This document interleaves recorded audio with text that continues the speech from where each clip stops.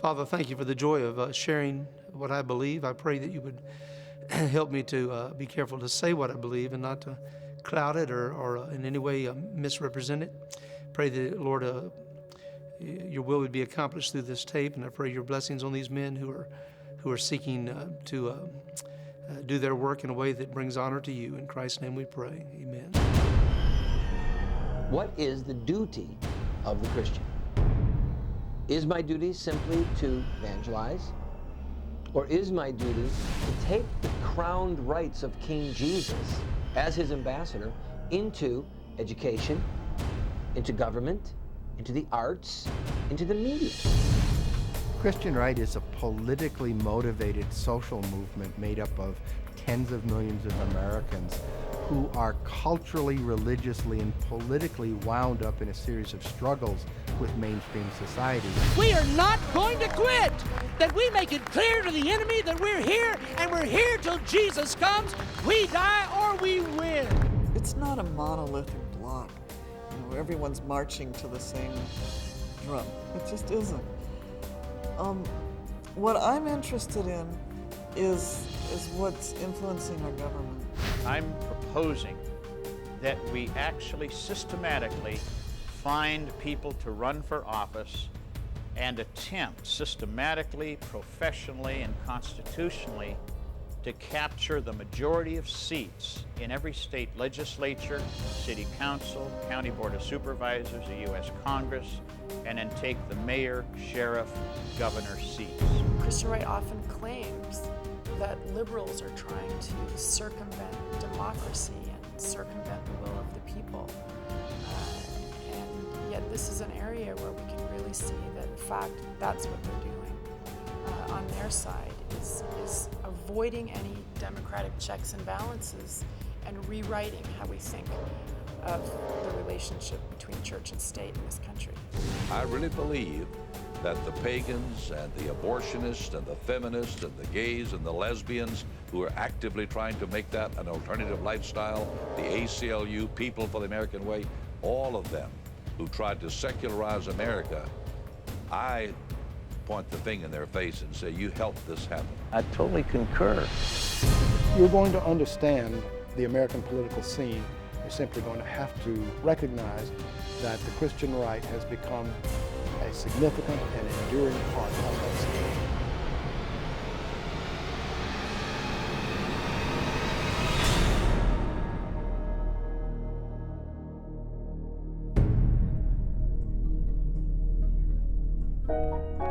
Since America's founding, separation of church and state has been a cornerstone of its government. This has allowed the United States to become the most religiously diverse nation in the world. But with the rise of the Christian right, church-state separation began to disappear. I, George Walker Bush, do solemnly swear. And with the election of George W. Bush as president, the very idea of religious liberty Americans hold dear became severely threatened. In the last 30 years, America has undergone a dramatic transformation. Now, religion plays a central role in political decision-making, due in large part to the enduring influence of the Christian right. But where did the Christian right come from? And how did it become so powerful a political force? Is the incursion of religion into the political realm a threat to our democracy? Was America founded as a Christian nation?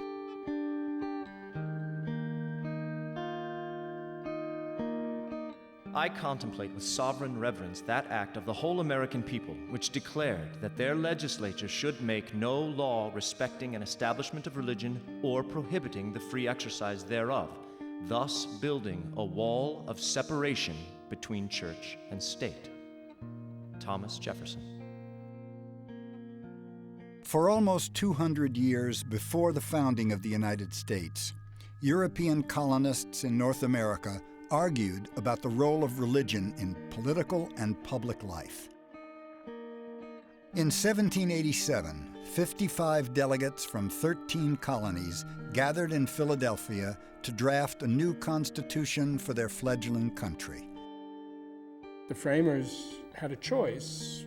Were they going to create a Christian commonwealth, or were they going to create a secular commonwealth? There was vigorous debate about God's place in the new government. But aside from Article 6, which stated that no religious test shall ever be required as a qualification to any public office, God and religion were left out. The idea that you would have a governing document that did not mention God, that did not have some sort of religious prop, was indeed radical. Through my research, I'm not aware of any other country or region that had formed as a political unit prior to the creation of the United States of America that stated that. By and large, most of the framers were believing Christians. They simply believed that while their faith was important and that for them religion was a very important source of morality, that government was a secular matter, that government was a secular business and dealt with secular issues.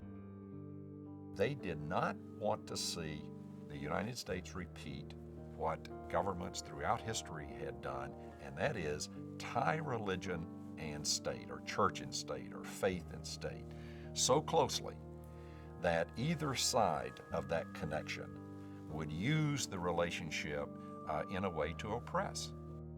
People just got tired of having people kill each other over religion, and the wars of religion reached a kind of stalemate. And so I think there was a logic here that came from the European experience that said, we don't want this country torn apart by wars over religion, so we will, to a significant degree, keep religion out of the state. In 1791, the Bill of Rights was added to the Constitution. Of the 10 amendments included in the Bill of Rights, the very first amendment further clarified the church-state issue. Congress shall make no law respecting an establishment of religion, or prohibiting the free exercise thereof. What I find remarkable about the First Amendment is that it brought together a very diverse coalition. On the one hand, you had the evangelical element arguing for no state church. They didn't want any religion established. On the other hand, you had the deists, people like Thomas Jefferson and others, who are arguing for the separation of church and state, I think fundamentally because they didn't want religious factionalism to impinge on the workings of the new government. Religion flourishes in the United States for the same reason that free enterprise flourishes in the United States, because the state is uninvolved.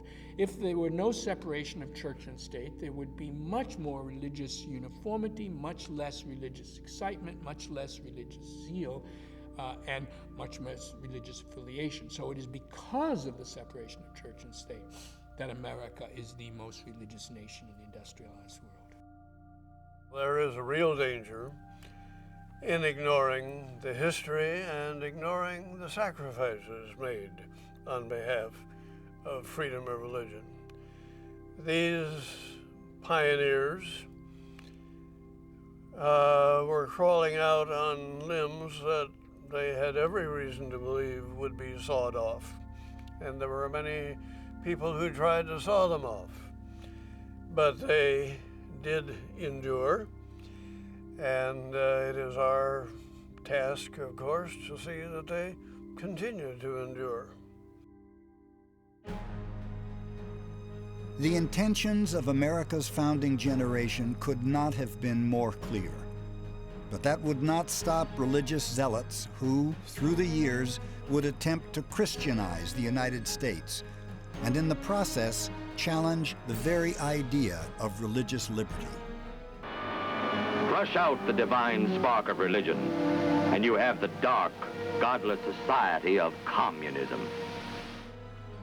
After World War II, America squared off against the Soviet Union for global supremacy.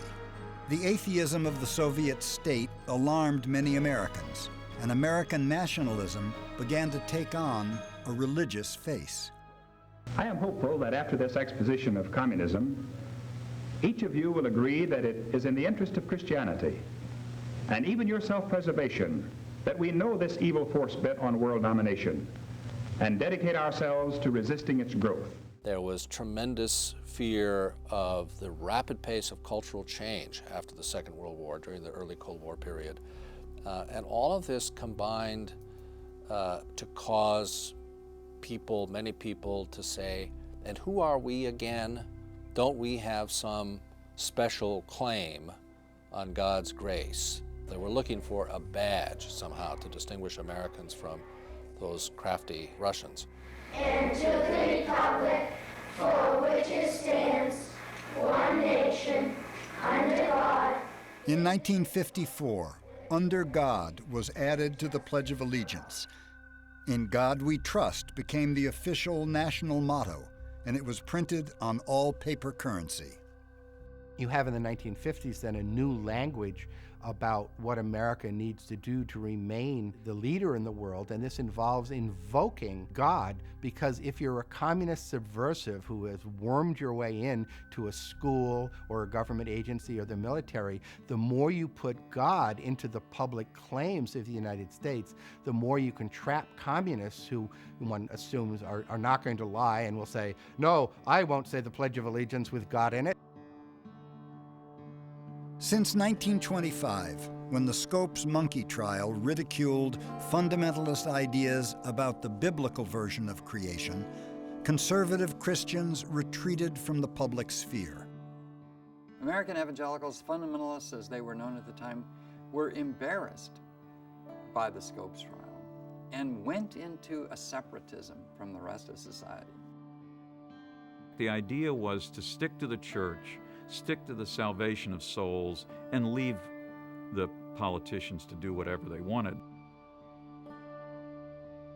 With the advent of the Cold War, though, fundamentalists began to re-examine their public disengagement.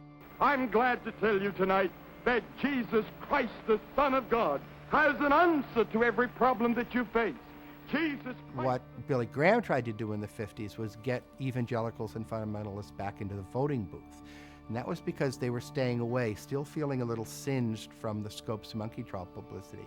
But in the battle against godless communism, it was important to have strong voting patterns in the United States. Ladies and gentlemen, liberalism is leading this country into a depression and a recession unlike nothing the world has ever seen, and the only ones that can stop it are we, the Christian people of the United States. As conservative Protestant Christian leaders encouraged their followers to rally behind God and country in the name of national unity, the separation of church and state was about to be tested. Let me say first that I accept the nomination of the Democratic Party. When a Catholic senator from Massachusetts became the Democratic candidate for president in 1960, there were concerns that his religion might impede his ability to fulfill his sworn duties as chief executive. The reason for our concern is the fact that your church has stated that it has the privilege and the right and the responsibility to direct its members in various areas of life, including the political realm. John Kennedy's statement in 1960 to Protestant clergy in Texas was another one of these sort of defining moments in American church-state history. It was assumed that the Catholic president would take his orders from the Vatican and not the people who had elected him.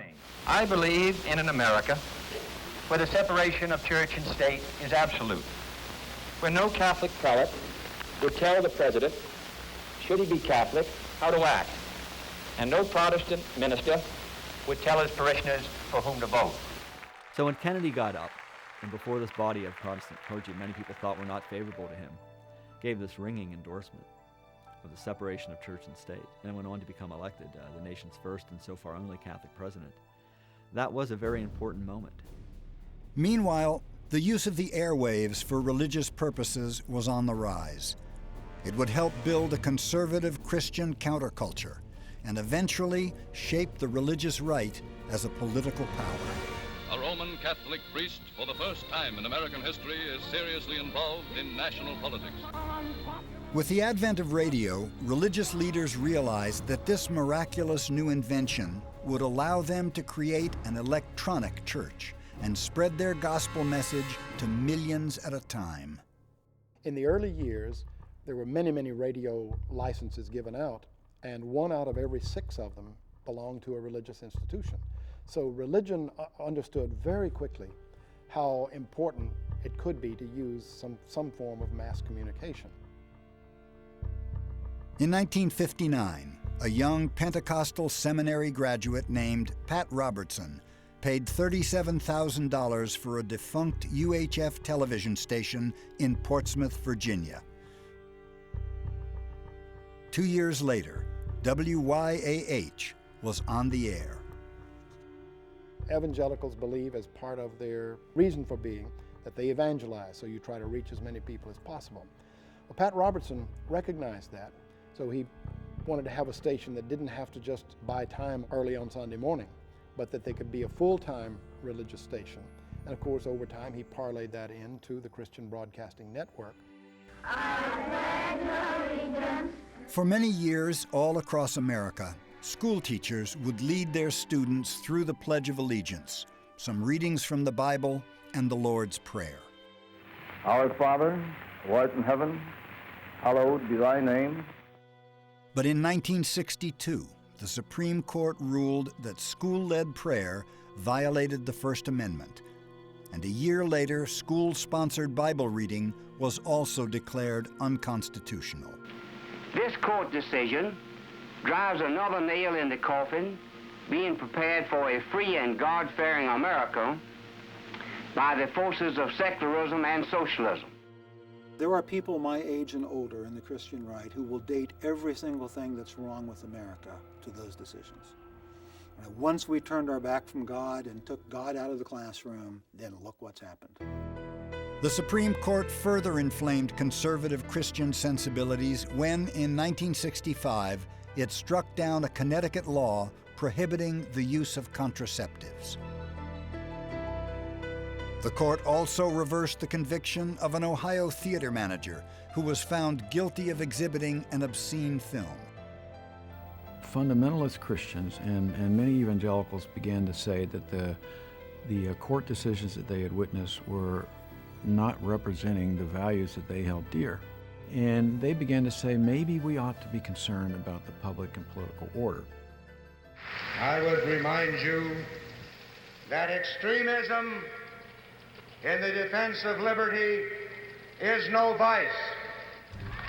The nomination of ultra-conservative Barry Goldwater as the Republican candidate for president in 1964 highlighted the growing apprehension conservative Americans were feeling about their country. So Barry Goldwater runs for president. 1964, you have Phyllis Schlafly and a bunch of other people really building a grassroots kind of leadership organization to organize people state by state to vote for Goldwater. And so you develop the beginnings of a leadership superstructure for what becomes the Christian right. America, though, was not ready for so conservative a president yet. And what these folks who had organized very skillfully to put Goldwater on the ballot realized is that they had built a superstructure, but they didn't have a rank and file. And they began to talk about what they needed to do to actually build a voter base. It was Goldwater campaign worker Richard Viguerie who would revolutionize political grassroots organizing. In the early 60s, the press ignored the conservatives. So I began to think in terms of how do we go around the blockage that conservatives are experiencing with the national microphones and the major networks, the major newspapers, news magazines, and go right into people's homes and bypass that monopoly. And the way that we developed to do that was through direct mail. By targeting potential voters and donors through the mail, Viguerie realized that political messages could be much more partisan and non-compromising, and stirring up anger and resentment among the faithful translated into votes and dollars. Essentially, the only way to raise money before this was to ask someone who was rich to write you a check. And so it was always smoke-filled rooms, and it was always the big donors of the party who were the power brokers. What direct mail did was allow you to find someone who could give you $25 a month but they could give you $25 a month, and if a lot of people did that, then you could raise a lot of money. This enormously powerful direct mail effort joined Christian broadcasting as a way to bring fundamentalist Christians into the fold of an increasingly conservative Republican Party. Precious Lord, take my hand. The civil rights movement presented another threat to the conservative status quo. Fundamentalist Christians believed religious leaders should be preaching the gospel and changing people's hearts, not leading marches or demonstrating. The leaders of the fundamentalist community in the 60s, led by Jerry Falwell and others, to Martin Luther King said, oh, no, we're not about civil rights, we're not about integration, we're going to be just soul winners. And I'm asking from you an unequivocal assurance that you will not bar entry to these students, to Vivian Malone and to James Hood. In 1963, when Alabama Governor George Wallace stood in a university doorway to prevent 2 African-American students from entering, Martin Luther King Jr. appealed to President Kennedy to intervene. That would be a good thing if Governor Wallace insists on standing in the door of the university for President Kennedy to come to the University of Alabama in Tuscaloosa and escort the student to the university with all of the power of the federal government. I think this would be the greatest moral witness that he could make in this situation. Martin Luther King, I think it's quite fair to say he was a prophet. He was challenging the standing order. He was speaking truth to power. He wanted things to change, and like biblical prophets, he was speaking in the name of the Lord and saying, this is against the will of God. This must be changed. But King never sought to be a political insider, and his message transcended the partisan politics of any one political party. You've got to be able to navigate the corridors of power, but your base should be outside of them. When your base is inside, prophetic religion becomes partisan religion, and it happens again and again and again. Religion is not to sanction and justify the status quo. It is to change it. The civil rights movement paved the way for others to challenge their conventional place in American society. Equality of rights under the law shall not be denied or abridged by the United States or by any state on account of sex. Equal Rights Amendment, 1972. Both houses of Congress overwhelmingly approved the Equal Rights Amendment, but 5 years later, it was still 3 states short of ratification, and Phyllis Schlafly, another Goldwater campaign veteran, brought her conservative Christian values and organizing skills into the battle. And it would be a direct attack on our families, on our morals, on our culture. Phyllis Schlafly formed what were called Stop ERA brigades of women who actively lobbied their legislators, lobbied them much more effectively than some of the people who were supporting the ERA. Instead of demanding that they change and showing up angry, they showed up dressed in pink and giving baked bread to the legislatures, and was able essentially to play a very key role in stopping the passage of the ERA. The defeat of the ERA gave the emerging Christian right the confidence it needed to undertake other moral battles to come. My name is Jimmy Carter, and I'm running for president.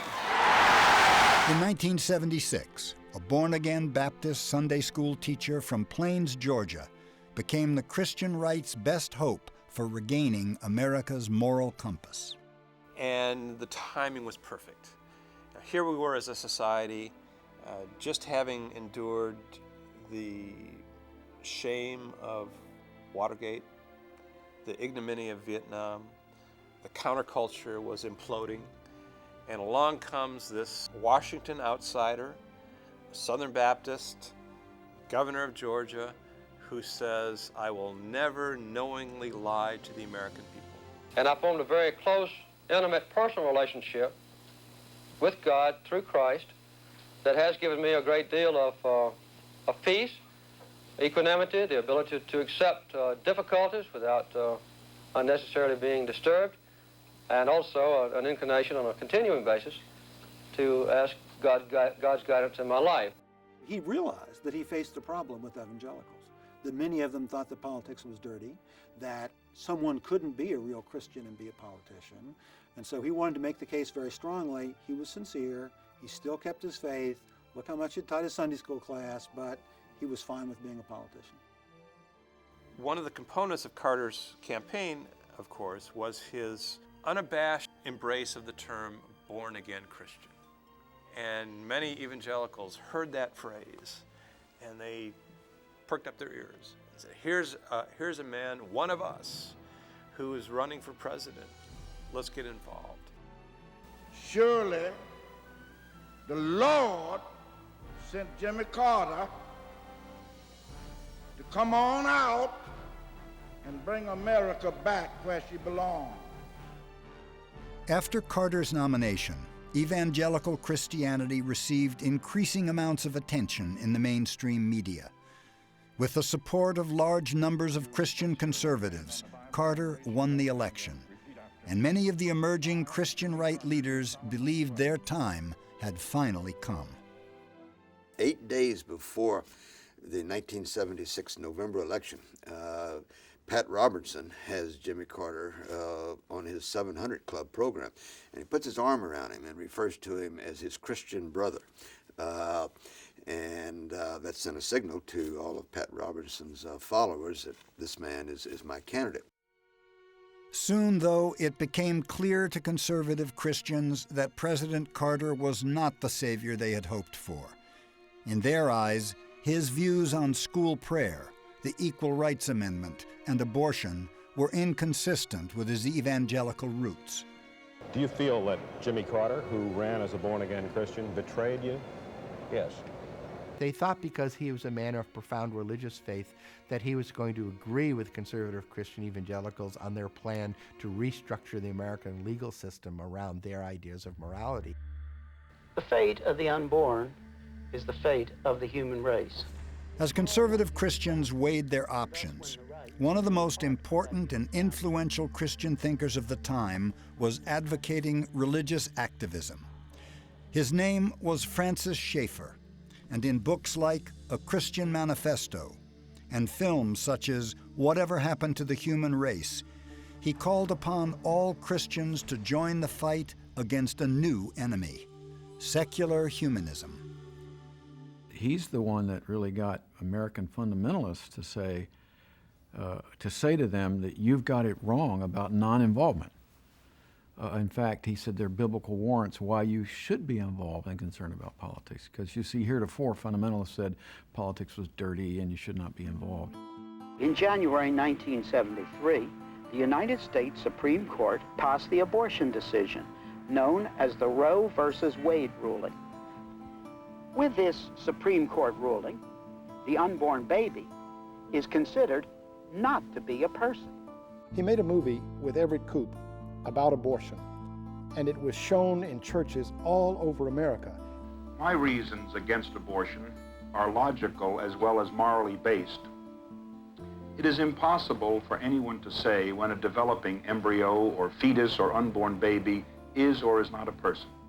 And it played probably a more important role than any other single factor in mobilizing evangelical fundamentalist Pentecostal Christians into the anti-abortion movement.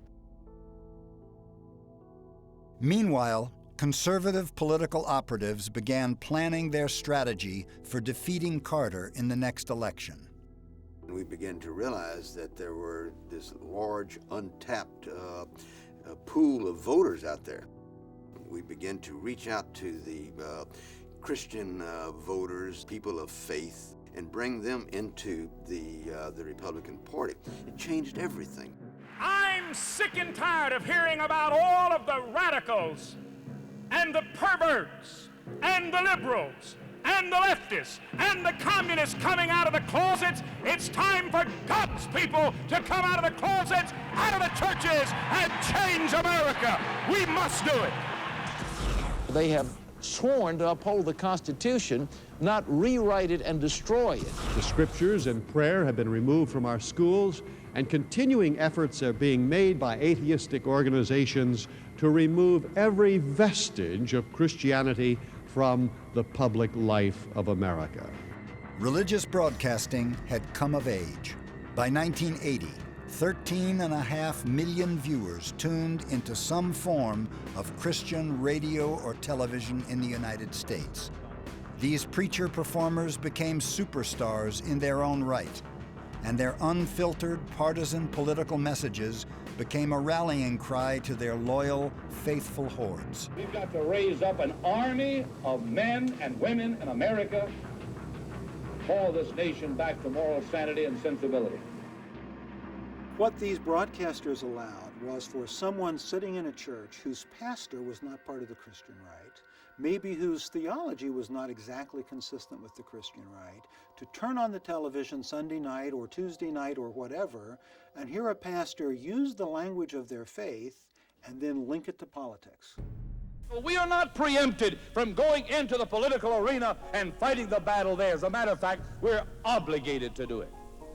And when Jerry Falwell was recruited by Republican operatives as the figurehead of a new political organization called the Moral Majority, the marriage of the Republican Party and the Christian right was consummated.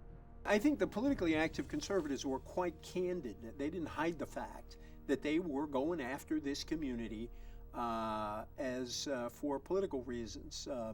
I think one of them called it virgin timber.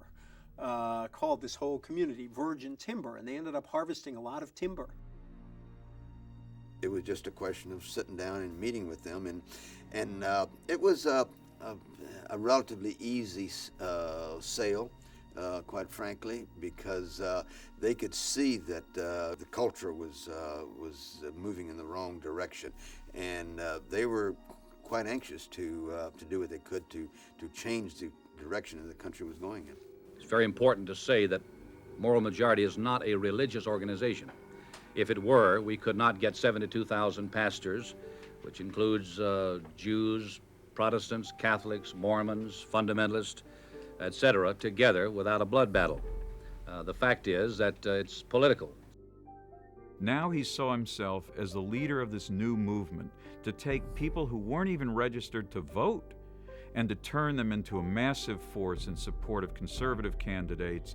By its second anniversary, the Moral Majority claimed chapters in all 50 states and asserted that it registered more than 4 million new voters.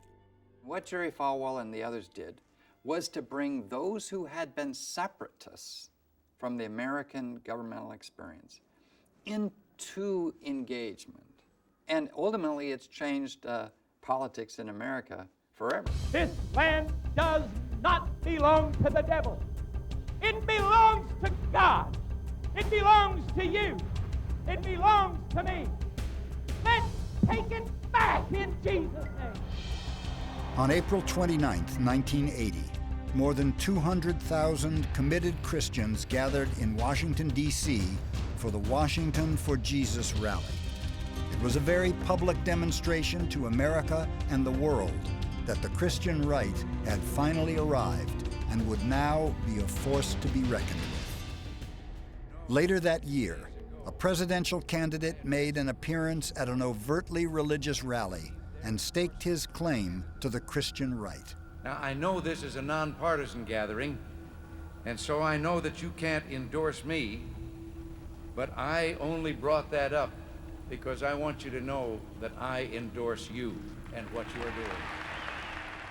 In August 1980, Republican candidate Ronald Reagan spoke to a gathering of some 15,000 religious leaders in Dallas, Texas. Religious America is awakening, perhaps just in time, for our country's sake.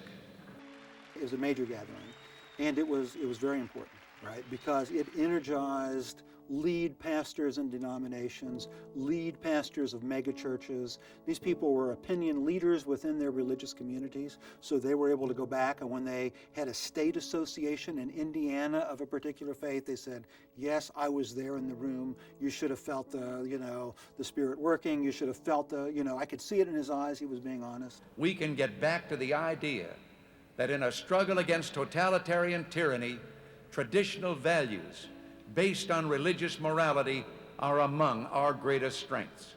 He was sending a very clear message that he was one of them, that he was an evangelical Christian, that he took this seriously, and by implication, that he'd turn the policy of the people in that audience into the policy of the United States. Their hearts went out to Ronald Reagan, and those Baptist preachers went home saying, this is our man. This is the man who's going to lead us into a new beginning.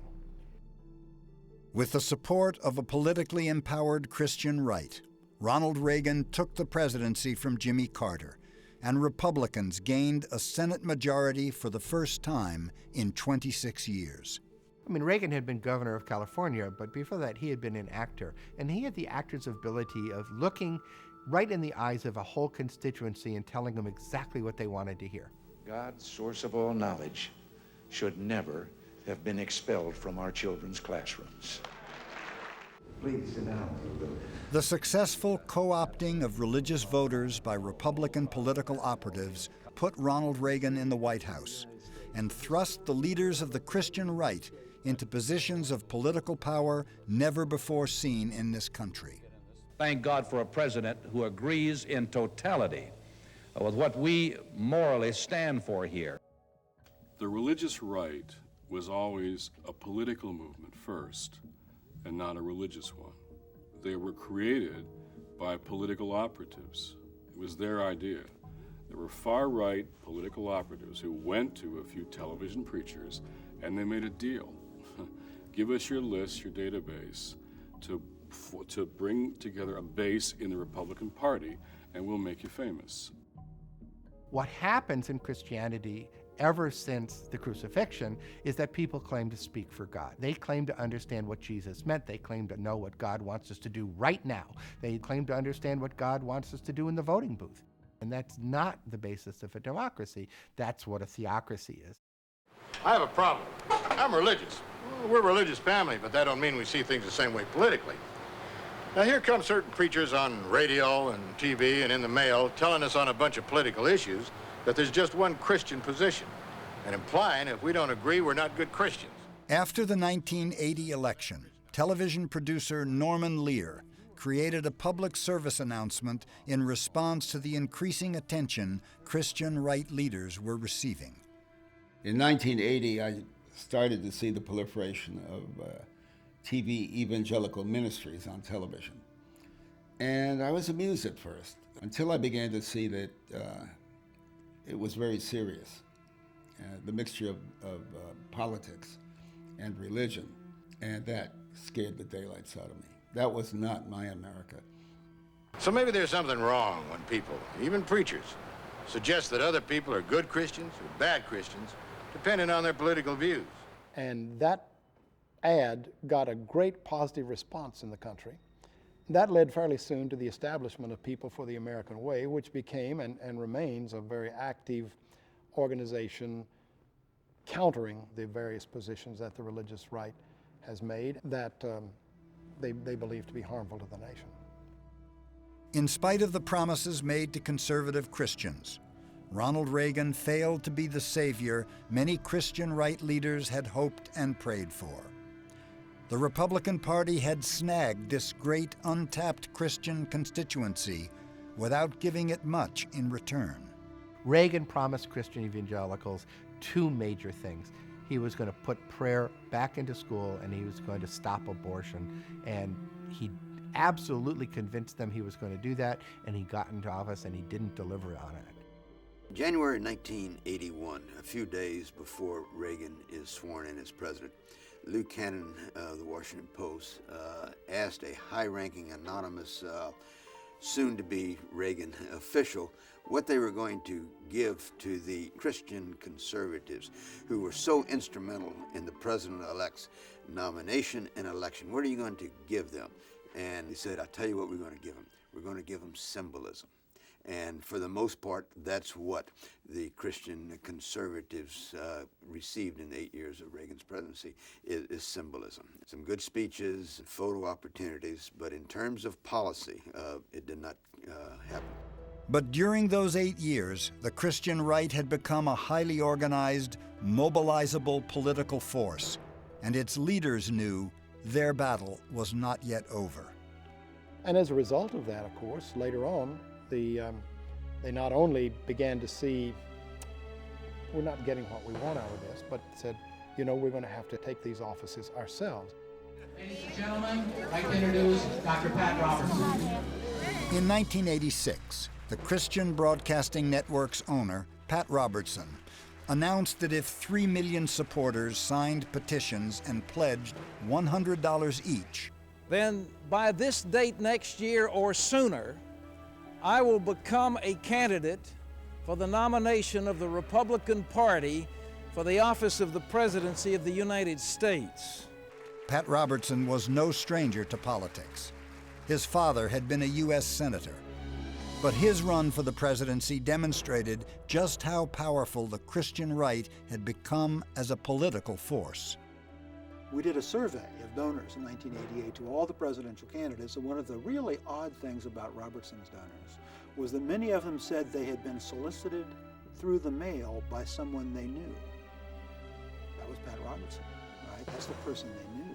They thought they knew him because he'd been on their television screen for 20 years. In a stunning show of political strength in the Iowa caucuses, Robertson placed second, ahead of George Bush Sr., due in large part to a tremendous get-out-the-vote effort by his grassroots organizers. People on the Christian right came to the realization that evangelicals make up about a quarter of the country, and that not everybody votes, that you don't have to have 50% of the voters in the country. You just have to have 50%, 51% of the people who actually vote. And it was a recognition, if we get our people out in significant numbers, we have a real shot at being elected. But Robertson's young organization could not sustain the momentum it had achieved in the earlier contests. And just prior to the 1988 Republican National Convention, he announced he was withdrawing. I'm so proud of every one of you that made it through the process to come to this place as a delegate, and we're getting ready to show why Republicans should be elected this fall and why George Bush is going to be the next president of the United States of America. Other Christian televangelists were having their own problems. The moral majority went bankrupt, and in 1988, Jim Baker, co-host of the PTL Club, one of Christian broadcasting's most popular shows, admitted cheating on his wife, and later was convicted of using tax-exempt donations to fund Heritage USA, an elaborate religious theme park. We're very sad right now. We're going to miss him. Jim will be back soon. The same year, another well-known televangelist, Jimmy Swaggart, admitted to consorting with prostitutes. Forgive me. But while many Americans thought the Christian right was imploding, Pat Robertson was building a new organization which would take the movement to new heights of power and influence. For a very brief moment, Pat Robertson was a major political figure in the country, and he really, even though he lost, he showed Republicans that this was a real organized force in the party to be reckoned with. Hello, I'm Pat Robertson.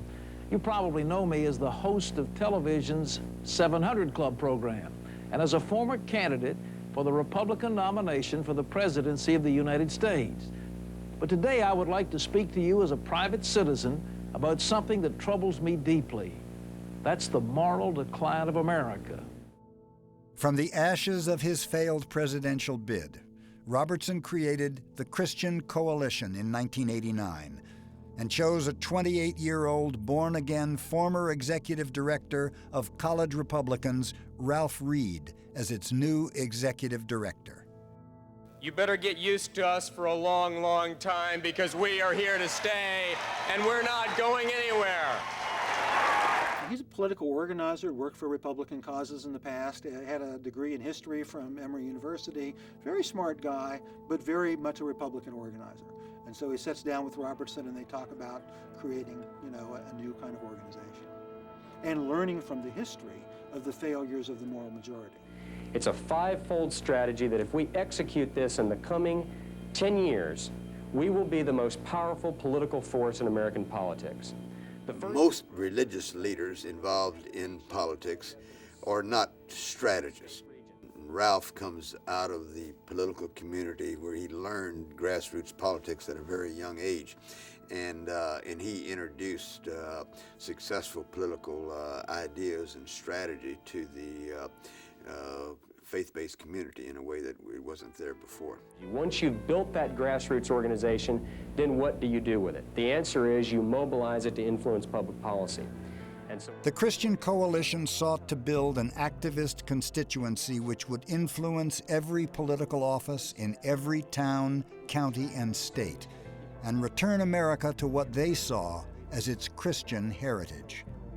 Robertson announced the goal at one point of having Republican Congress by the mid-1990s and a Republican president who was a Christian conservative by the year 2000. They got that. In 1994, Republicans indeed gained control of both houses of Congress. And in January of 2001, George W. Bush was sworn in as America's 43rd president. But the work of the Christian right was hardly finished. When Texas Governor George W. Bush announced his plan to run for president in 2000, it was a dream come true for the Christian right.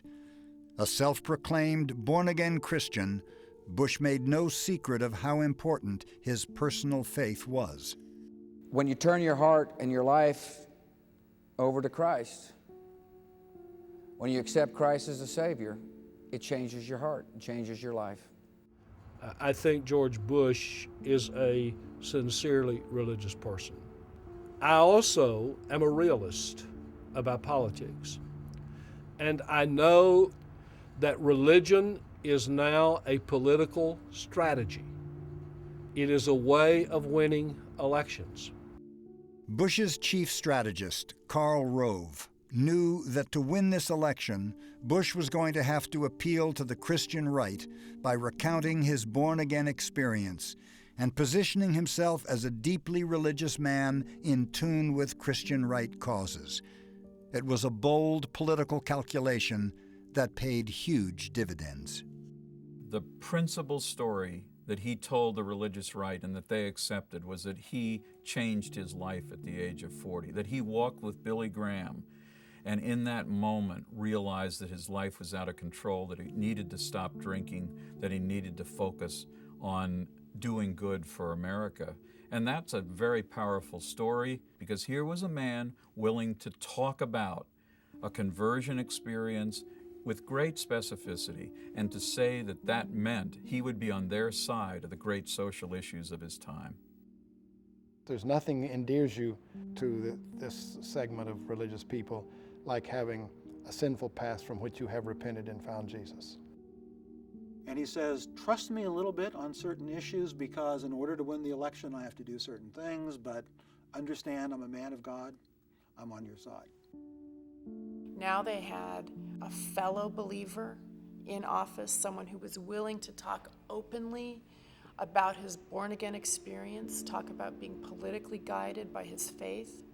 If it was ever going to be possible to really bring, as they see it, Christ's law into the public realm, this was the time. After Bush was proclaimed the winner of the controversial 2000 election, his new administration wasted no time in setting in place a series of unprecedented programs to satisfy the group most responsible for his victory. These programs would constitute the most serious challenge to church-state separation in our nation's history. I appreciate the tremendous turnout for this White House Conference on Faith-Based and Community Initiatives. For too long, some in government believed there was no room for faith in the public square. On the campaign trail, compassionate conservative Bush had pledged to provide an astonishing $8 billion to faith-based groups in the first year of his presidency.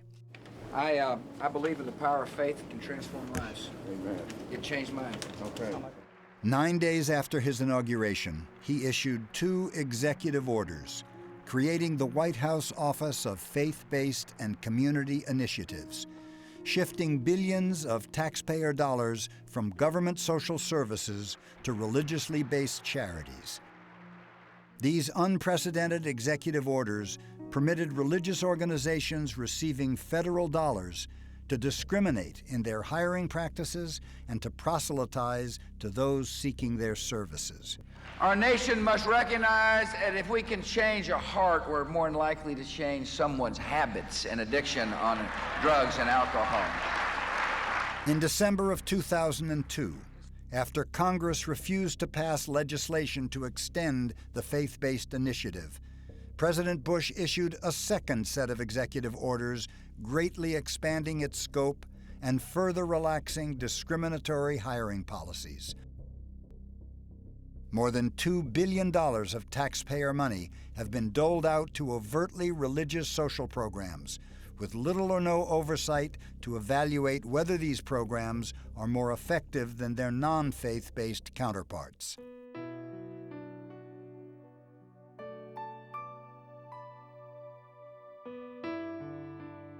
The improper incursion of the Christian right into government policies has caused severe damage in other places as well.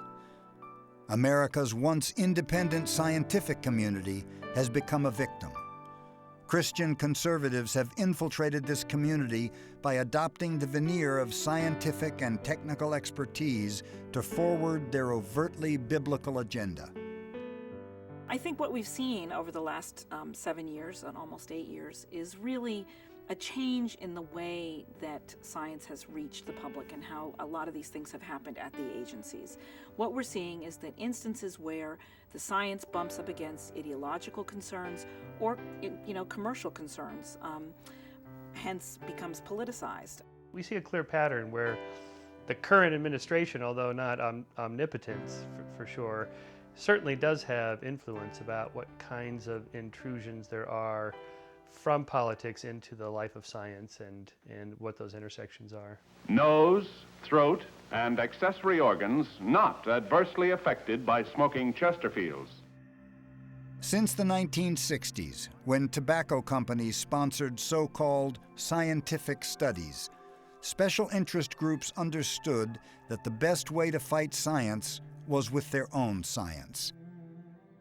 In 1995, the conservative Republican Congress began a systematic dismantling of government scientific oversight, beginning with the Office of Technology Assessment, which provided objective and authoritative information to legislators. It's been very hard for even very well-meaning members of the House and Senate to sort through very complicated technological issues. Something comes into them, and if they don't have a scientist on staff who understands it, and yet they have a donor, a lobbyist, someone coming in with one particular flavor of that information or version, it's very difficult for them to sort through that. As the religious right gained both power and influence, it began to implement the strategies used by big tobacco to challenge and obfuscate the work of an impartial, established scientific community. If mainstream science goes against you, buy your own or make it up. And there's been a plethora of new pseudo-scientific agencies developing that are there basically to counteract public health science and put forward ideological information in the guise of science.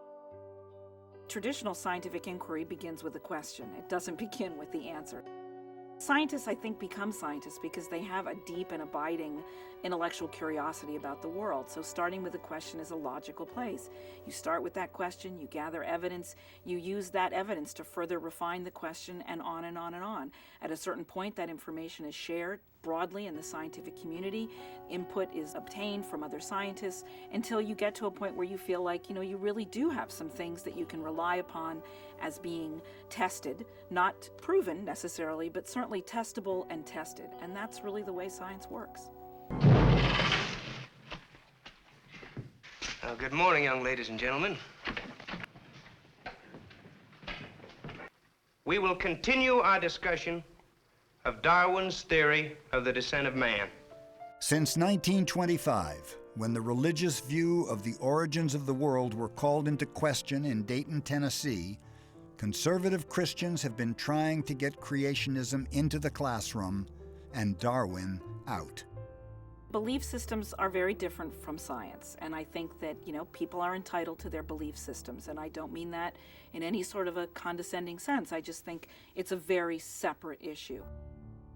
What's important is that when we have a science class, that we teach things that we can, talk about in terms of the scientific method, in terms of testable hypotheses. We don't go around arguing about Newton's laws. We don't question gravity because we can only prove certain tenets of gravity. And yet we question evolution because we can only prove certain parts of evolution. Obviously, we can't prove everything. But I think what's important is that evolution is testable as a theory. Following the Scopes trial, a number of states over the years have attempted to inject the teaching of creationism into public schools. But these efforts were struck down by the Supreme Court as an improper incursion of religion in the classroom. Nevertheless, politicians scored points with their religious constituencies by keeping creationism alive. Governor, do you think that the theory of evolution should be taught in the public schools? Well, it is a theory.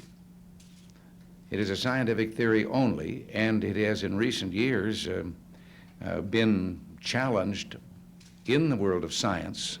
But if it was going to be taught in the schools, then I would think that also the biblical theory of creation, which is not a theory, but the biblical story of creation, should also be taught.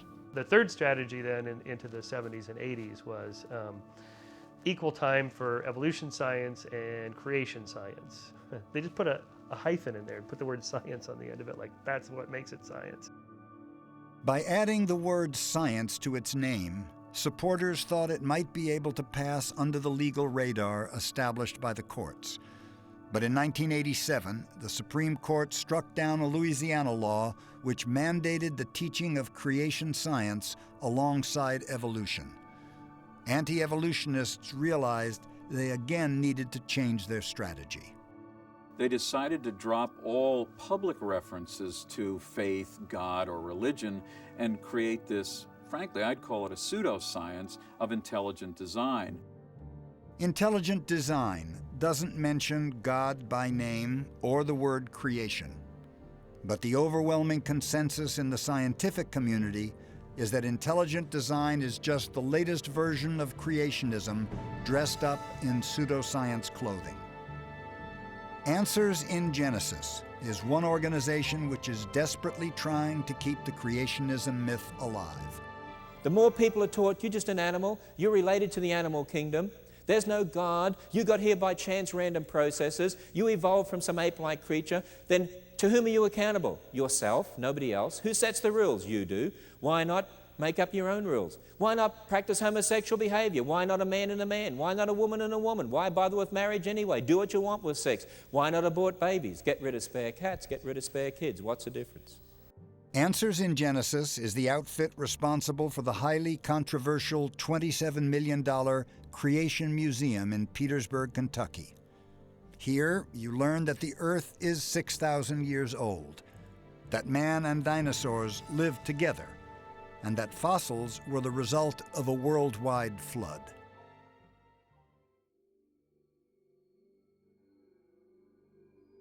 Whatever you want to call it, creationism flies in the face of everything science has learned over the past 100 years. Ultimately, though, it is parents who decide what gets taught in public schools.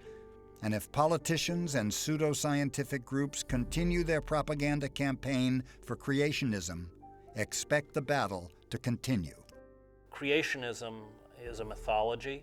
When we give creationism equal merit to serious biology or scientific inquiry or study, we've already lost. Because we essentially have created a world where facts are interchangeable with opinions, where lies become true, where people can believe whatever they want to believe. What's clear to me is not that intelligent design is not interesting or not worth posing or thinking about. It simply does not belong in a science classroom.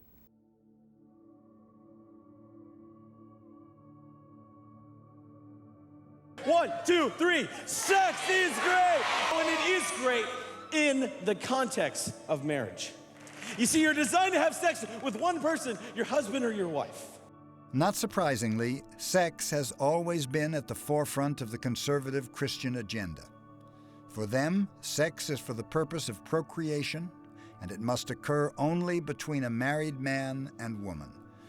Increasingly, this conservative religious ideology about sex has found its way into administration policy. Every faith has its right to put forward its view of sexuality.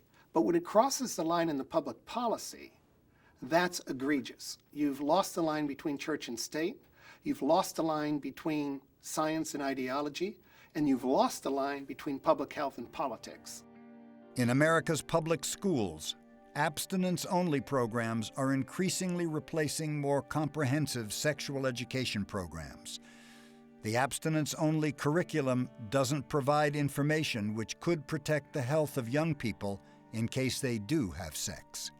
By the age of 18, 19, 80% of young people have already had sex. How can we embrace this religious proposition as a public health policy? We can't. The real core problem with the majority of these programs is that they deny young people life-saving, critical health information about condoms and birth control in the era of AIDS. We have a sex-saturated culture, and sex is used to sell everything from laptops to Levi's. And young people face real choices in real time about how to be empowered enough to say no in the right way and to be protected when they decide to have sex. And those type of discussions about real situations in real lives aren't taking place in American schools. In fact, a 2004 congressional report found that more than 80% of abstinence-only programs in public schools contained false, misleading, or distorted information about reproductive health. In spite of this, during the last 10 years, more than $1.5 billion taxpayer dollars have been spent on abstinence-only public school programs. If you have a sexually active teenager right now, you have a big problem. The Silver Ring Thing is a Christian group that encourages teens to abstain from sex until they are married.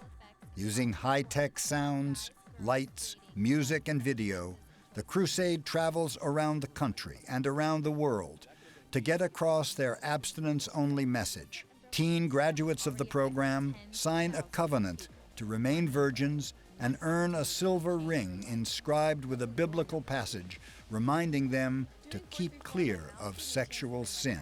Unfortunately, there are negative consequences attached to sex outside of marriage. I know firsthand. The organization received more than $1 million in federal grants through President Bush's faith-based initiative.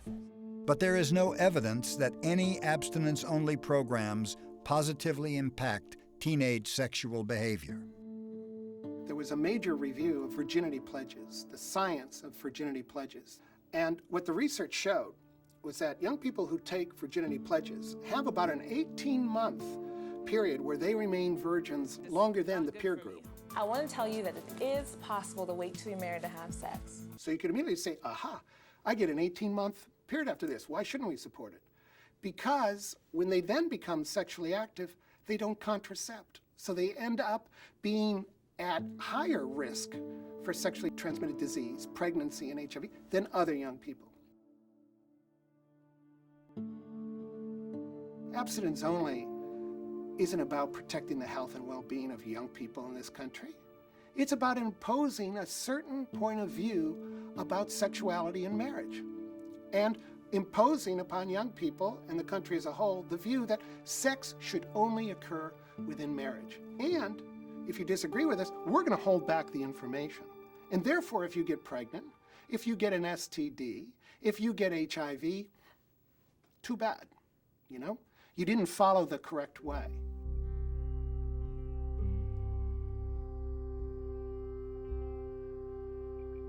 The government schools today really represent one of the single greatest threats to the Christian family in America today. For some conservative Christians, getting creationism and abstinence-only programs into schools isn't enough. In fact, many are seeking radical alternatives for their family's education. In our country, the government schools have become the religious institutions of evolutionism of our day. And not just evolutionism, all other isms which are at war with God. It's in the government schools that our children are exposed to really the worst elements of our culture and our civilization today. Most conservative Christians believe that it's not just that the schools don't teach religion, it's that they actively undermine their faith. One of the reasons Christian right parents are so active in politics is because they believe the schools undermine what they teach their children. They undermine their teaching of absolute values, they undermine their teaching of creationism, they undermine their teaching of sexual morality and so forth. With the rise of the Christian right in the 1980s, came a movement which advocated taking children out of secular public schools and teaching them at home. Homeschooling trend was in response to this notion that the children were learning bad values at school. Partly it was just that children couldn't pray in school, and that if you were a Christian student you would feel uncomfortable expressing anything about Jesus Christ or your faith. And partly it was the things that you learned from fellow students, so they didn't want their kids, smoking or, a lot of sexual promiscuity and learning about homosexuality and gay rights. Roughly 2 million children are homeschooled in America today, a 400% increase since 1982.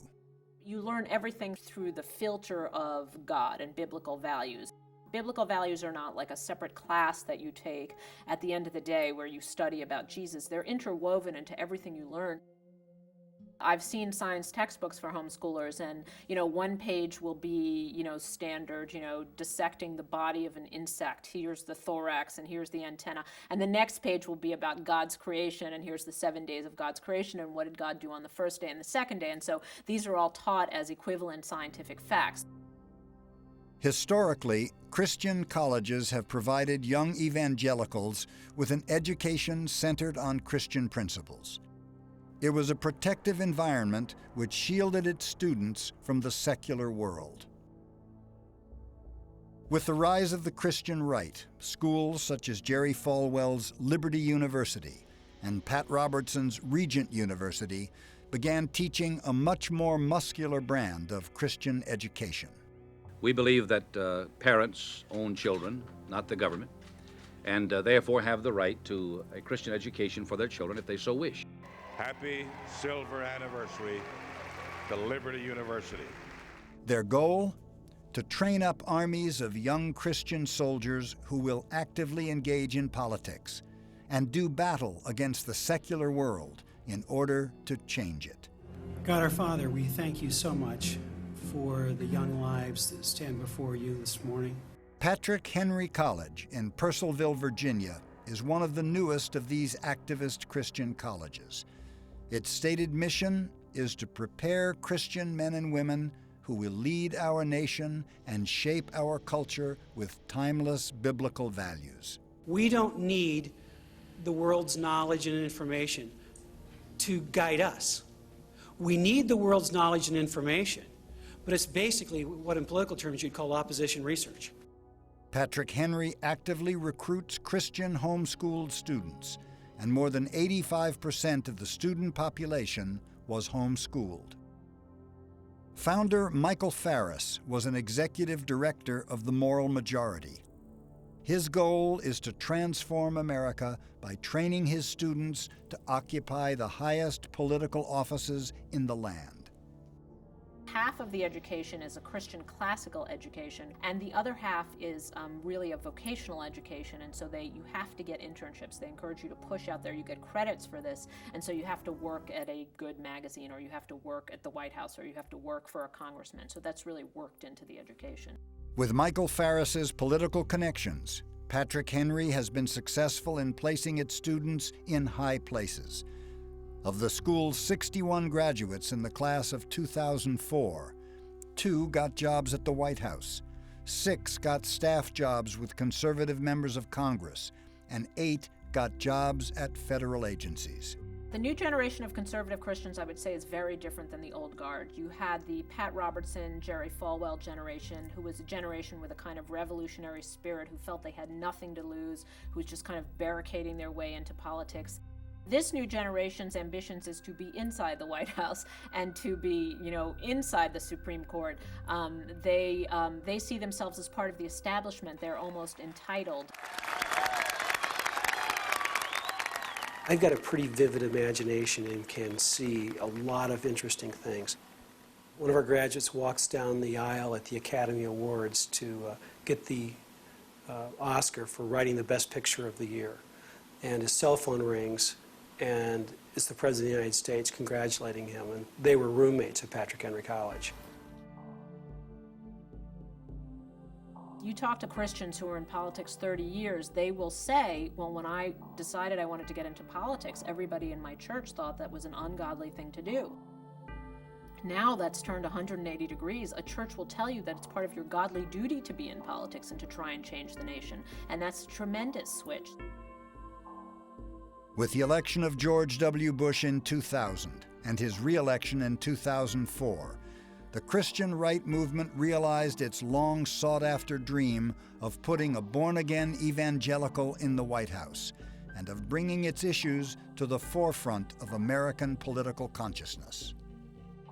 Just walk back 30 years and see where these people were. These people were on the margins of American society. They're not anymore. Not only have they gotten hundreds of millions, perhaps $2 billion worth of taxpayer funds through the Bush administration, but they have elected candidates to the Senate. 45 senators, 186 members of the House of Representatives get between a 80 to 100% approval rating from the three most influential Christian right advocacy groups. The other thing that the religious right wanted and over time got were court appointments. And I think there's no question that Reagan moved the federal judiciary to the right, and there's absolutely no question that President Bush moved the Supreme Court to the right. I think evangelicals were pretty sophisticated in seeing that while they weren't getting some of the things they wanted, they could achieve a lot of what they hoped to achieve through the courts. And I think in some ways the greatest effect of their political agitation may end up being for a long time on the federal judiciary. The incursion of religion into the political arena during George W. Bush's presidency is but the latest chapter in America's continuing quest to strike a proper balance between faith and government. In a pluralistic society where people of all faiths or no faith vie for political representation, our challenge is to encourage the democratic process and, in an open and free marketplace of ideas, provide an environment where the best of those ideas can eventually rise to the top. A government which is unduly influenced by any particular religious faction threatens the very democracy our forefathers fought and died for. That First Amendment says Congress shall make no law respecting the establishment of religion, and it's not just the establishment, it's the practice as well. The government must be neutral in matters of religion, and those who believe otherwise, I think, unwittingly perhaps, commit a serious offense against the most precious value our founders gave us. Religion has a role to play in government and society. It's one voice among many. It has a place at the table. What it should not be able to do is say, our voice trumps all others, we shut out all debate because of this holy book. No, your holy book is going to be challenged, the interpretation of your holy book. Make your view, your perspective as strongly as you can, but don't think that you can automatically win simply because you have a religious book behind you.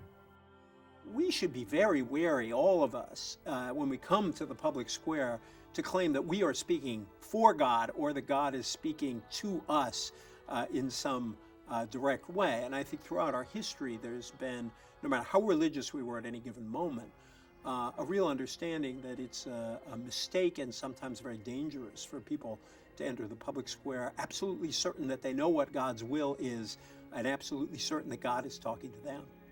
When governments start to believe as a result of too much religion in government that God is leading them, which means that somebody else's God isn't, and that this God is better than that God. We've seen the death and destruction, and we're watching it across the globe, even as we speak. When we say that we have the truth, and if you're not engaged by this truth, that you are in error.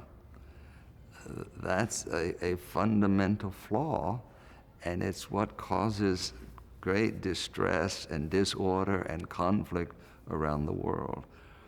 I mean, the idea that you are evil and I'm good, that is to mistake what human nature is about.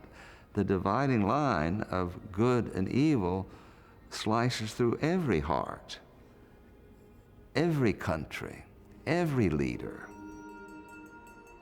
As America navigates its way through this evolving religious landscape, major changes are taking place within the Christian community. As the high-profile leaders of the Christian right have passed away or become marginalized, evangelicals are beginning to look beyond the narrow agenda which defined the movement. The religious right was a mistake. It was an aberration. It's not the way we're supposed to relate to political power in the politics. It was a seduction of some television preachers to build a political movement in a political party. The religious right leaders of the 1980s, I think they were political leaders first, and evangelical Christians second, maybe in some cases third or fourth or fifth. The evangelicalism of the 1980s is not the evangelicalism of the 21st century, because our agenda has broadened so much to include what are now considered so-called liberal issues like global warming, climate change, human rights, religious freedom. Religion always functions best at the margins of society and not in the councils of power. Because once the faith or religion begins to lust after power, it loses its ability to criticize or to critique. And once you lose that, you become simply another political force or another political voice. You lose your integrity, you lose your prophetic edge.